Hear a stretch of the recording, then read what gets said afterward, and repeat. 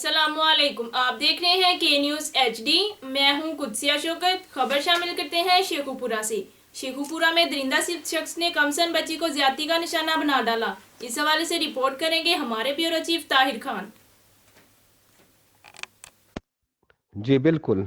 कमसन बच्ची के साथ मुबैना ज्यादती का वाकया शेखुपुरा के इलाके जोइयावाला मोड़ पर पेश आया, जहां पर अरसलान नामी मुलजम ने हमसाया की कमसन बच्ची को मुबैना तौर पर हवस का निशाना बना डाला।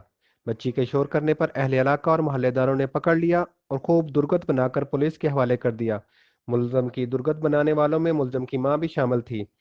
पुलिस ने बच्ची का मेडिकल करवाने के लिए DHQ अस्पताल शेखुपुरा रेफर कर दिया, जबकि मुलजम के खिलाफ मुकदमा दर्ज कर लिया। जी और मैं दवाई लैन गई सां, बच्ची मेरी कार कली है, उन्हें आज़ादी हुई है। असी पुलिस वाले फोन किया है, आए ने लैके गए ने तो उन्हें गल नहीं सुनी। उन्हें तारी बच्ची ने कोई आज़ादी नहीं हुई, उन्हें धक्के धुक्के मारे ने। सानू असीं इत्थे आए हाँ, इत्थे भी कोई नहीं कोई गल सुनन दिया। माड़े बंदे हाँ, मेहनत करके रोटी खाने वाले हाँ, पर तुहाडे तो इलावा साडा होर कौन?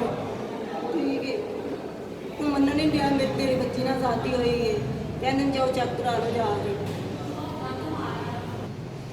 साड़ी मरीज़ वाला तरला है, मिन्नत है, असीं हाथ जोड़ के आने हाँ, साड़ी को सुने, सानू को इंसाफ दवाए। कहते ने सुलह कर लो, धक्के धुक्के लाते ने, असीं किस तरह सुलह करिए? सानू दसो, साडी बच्ची ने आज़ादी होई है, असीं की करिए? साडी को सुनन नहीं दिया है।